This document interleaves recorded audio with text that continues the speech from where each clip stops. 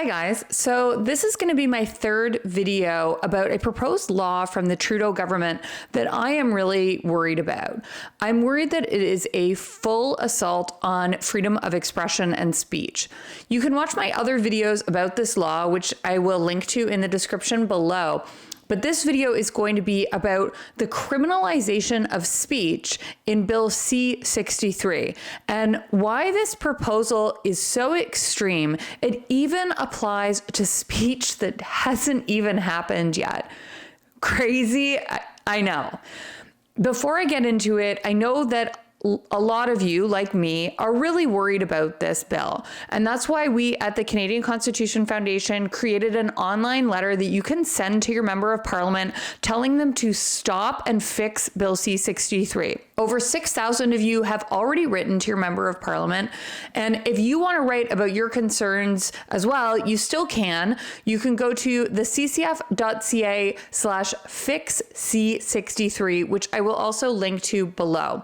Now, let's get into this new plan to criminalize speech, including speech that hasn't even happened yet.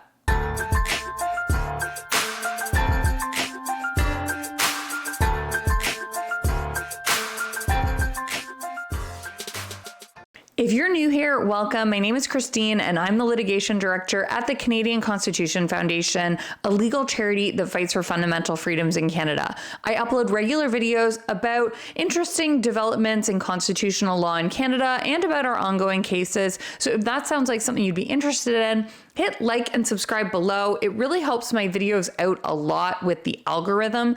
Also, please remember that nothing in my videos is ever legal advice. If you have your own legal question or problem, please consult your own lawyer. So those of you who are still maybe catching up on what's happening, this proposal was introduced in February of this year, 2024, and it is formally called the Online Harms Act. But it goes far beyond regulating online harm. And one thing it does, which is the focus of this particular video, is make three major amendments to the criminal code. The first amendment is to specifically define the word hatred in the criminal code, which currently doesn't have a definition. The amendment would define hatred as the emotion that involves detestation or vilification and that is stronger than disdain or dislike. This definition, which in my opinion is really just a number of synonyms for hatred, it comes from the case law, including a Supreme Court case called Whatcott. And the legislation specifically says that speech will not meet the criteria of hatred just because it discredits, humiliates, hurts, or offends. But given the subjectivity of the definition and the fact that it's defined basically in reference to itself by using a bunch of synonyms, I have my concerns. The second major amendment proposed to the criminal code in Bill C-63 is to broaden the current categories of hate crime offenses to capture any offense under any act of parliament that's motivated by hatred based on a prohibited ground of discrimination. This is what some people are describing as the standalone offense, an offense motivated by hatred. So currently, the hate crimes that already exist in the criminal code consist of prohibitions on willfully promoting or publicly inciting hatred. And there's actually pretty limited case law on incitement because the threshold for criminalizing speech is high. It should be high. This should be a high standard for a democracy to put someone in jail because of something that they said. But one of the concerns that I have about this new offense motivated by hatred proposal, and this isn't just my concern, a lot of scholars and practicing lawyers have the same concern. We're worried that this new provision would turn any federal offense, not even just those found in the criminal code, into a potential hate crime.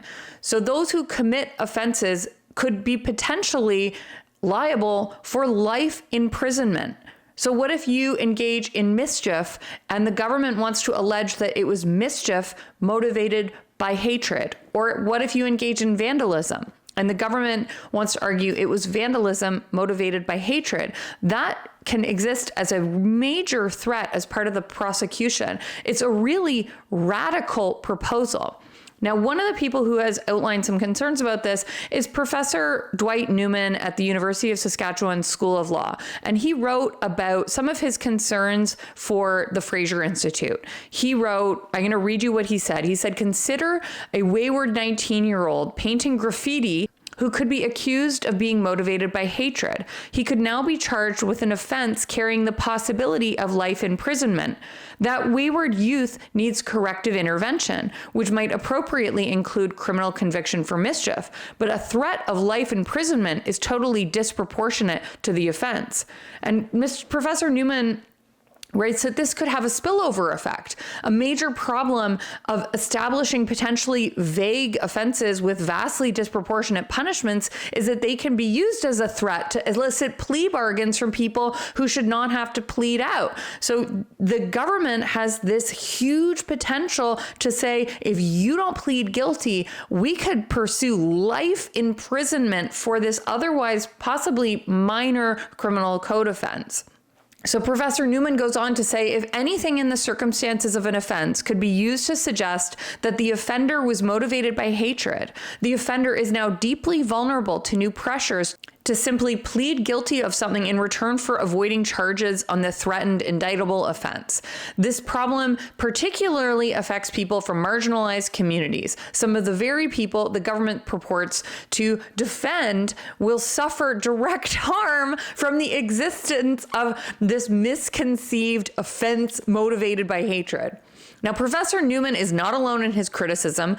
Canadian literary icon Margaret Atwood posted on X about the, quote, possibilities for revenge, false accusations, and thought crime stuff, which are so inviting. And she called it Trudeau's Orwellian online harms bill. And I think that she's absolutely right.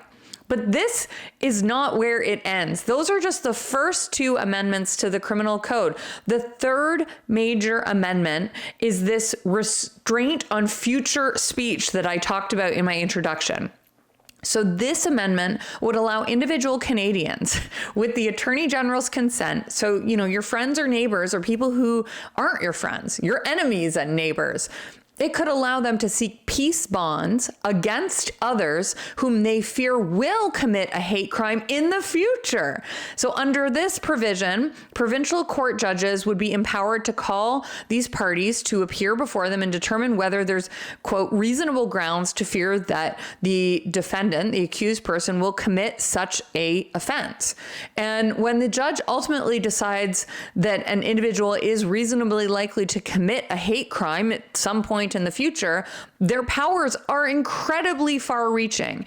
Bill C-63 will allow a judge to issue peace bonds against individuals for up to 12 months that could require them to stop them from communicating with certain individuals or from consuming drugs and alcohol. It could place them under house arrest, or if the Attorney General is the one who has applied, it could require that they wear electronic monitoring devices like an ankle bracelet. So my friend Chris Kinsinger, who's a lawyer and scholar, and he's the director of the Runnymede Society, he has called this particular provision, the future speech provision, Bill C-63's most draconian provision. And I think that that says a lot, given that the other provisions of the bill are also very draconian, like the possibility of life imprisonment and the return of a civil remedy for hate speech, which is what my last video was about. So Chris wrote in an article for The Hub that this part of the bill, the part that applies to future speech, is what is called a prior restraint on speech. So in short, a prior restraint is a limitation on expression that doesn't just target the harmful effects of that expression, but seeks to prevent such expression from taking place at all. And this is a departure from the many other ways our law frequently limits expression, like the laws around libel, defamation, sedition, and even the current prohibitions on willfully promoting or publicly inciting hatred. Those are all intended to punish expression and speech after it has already occurred. By necessity, prior restraints censor expressive content by turning agents of the state into the licensors of permissible expression. And indeed, in this case, it's not even the state itself, it's society at large. Anyone who is worried can seek a peace bond against another person who they fear will commit a hate crime in the future. The evidence that judges who are faced with this question will consider when deciding whether or not to issue one of these peace bonds will include the allegedly hateful content that the individual in question is expected to express. And it's by no means unreasonable to be worried that certain expressive content will be presumed to cause harm even where harm has not taken place, much less been proven on a balance of probabilities.